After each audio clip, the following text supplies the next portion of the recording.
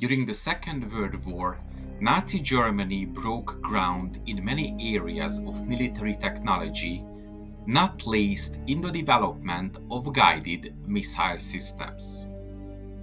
Among its most innovative, yet under-realized advancements were its surface-to-air missile programs.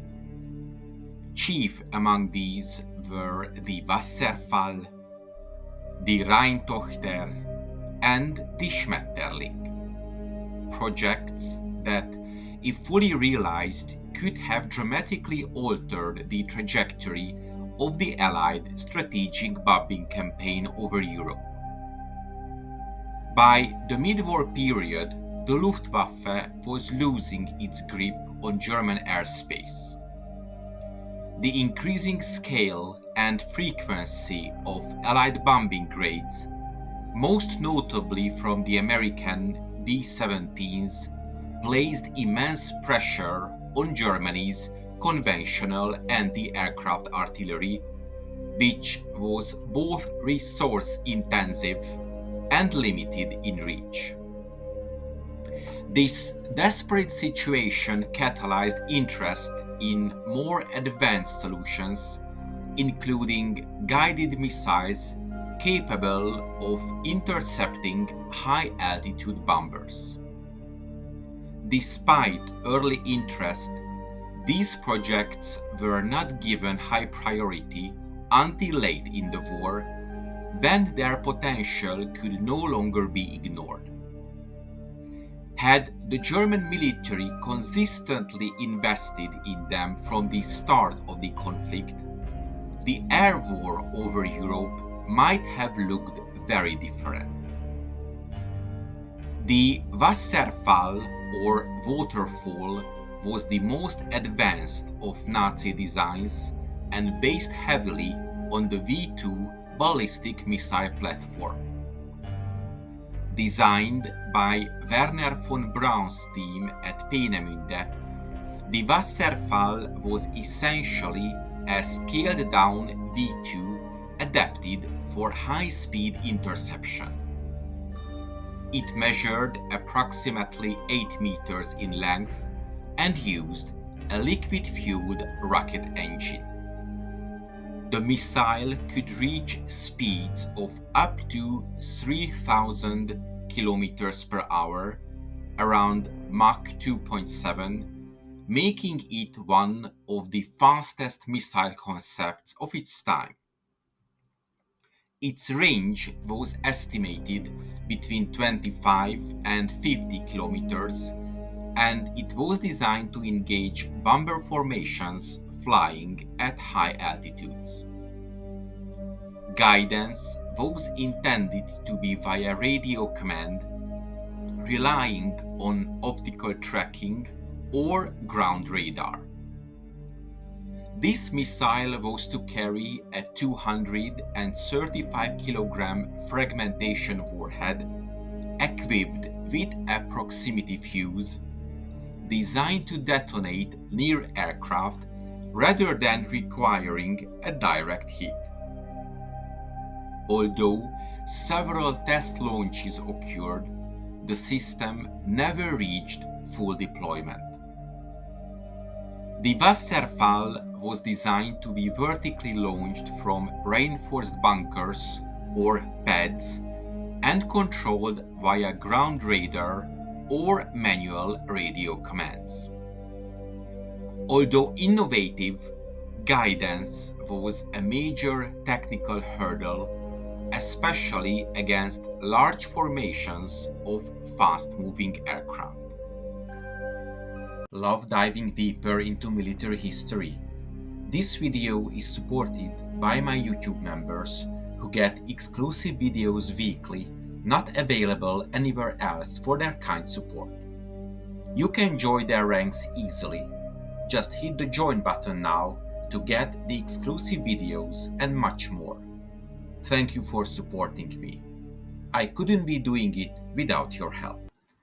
If you want to know more about Germany's Panzer tactics, check out my ebook in the description. The Rheintochter, or the Daughter of the Rhine, was a two-stage solid-fuel missile developed by Rheinmetall Borsig. More traditional in design than the Wasserfall, it was tailored for simpler construction and easier deployment. It was about 6.3 meters in length and used a cluster to booster rockets for its first stage, followed by a solid fuel sustainer for sustained flight. The missile had a top speed of roughly 1,000 kilometers per hour and a range of around 10 kilometers. It was guided using a radio command system where ground-based operators would steer the missile toward its target. The Rheintochter carried a 136 kg high explosive warhead with both contact and time-delayed fusing options. Though it was considered easier to manufacture than the more complex Wasserfall, it never advanced beyond the testing phase. Its dual-stage configuration allowed for rapid launch acceleration and better altitude performance, though it lagged the speed of the Wasserfall. The Schmetterling, or Butterfly, was the most compact and versatile of the three, developed by Henschel as a low-cost solution for both ground-based and air-launched applications. It was designed to be launched from simple ramps, increasing its potential for widespread deployment. It was 4.2 meters long and used two solid-fuel booster rockets for initial acceleration, followed by a liquid fuel sustainer motor. The missile could reach speeds of about 1,000 km per hour and had an operational range of up to 30 kilometers.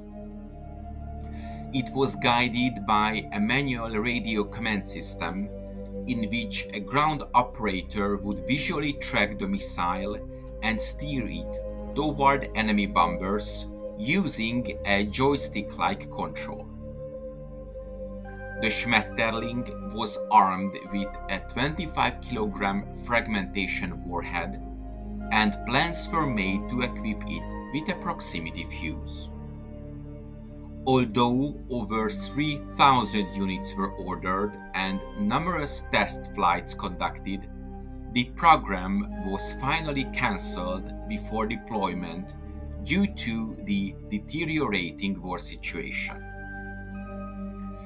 Had Nazi Germany invested heavily in surface-to-air missile development from 1939 onward, allocating resources, refining guidance systems, and solving production challenges, its defensive posture in 1944 might have been far more formidable.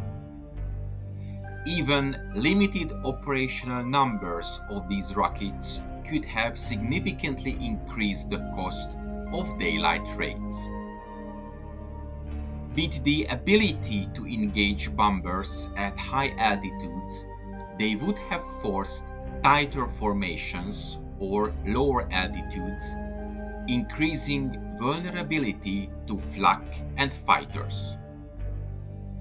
The Allied strategic bombing campaign aimed to cripple German industry and morale.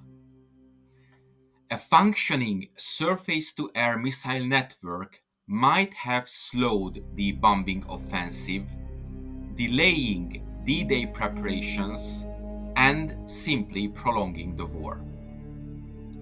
Instead of relying solely on traditional flak and increasingly scarce fighter interceptors, Germany could have deployed layered air defenses.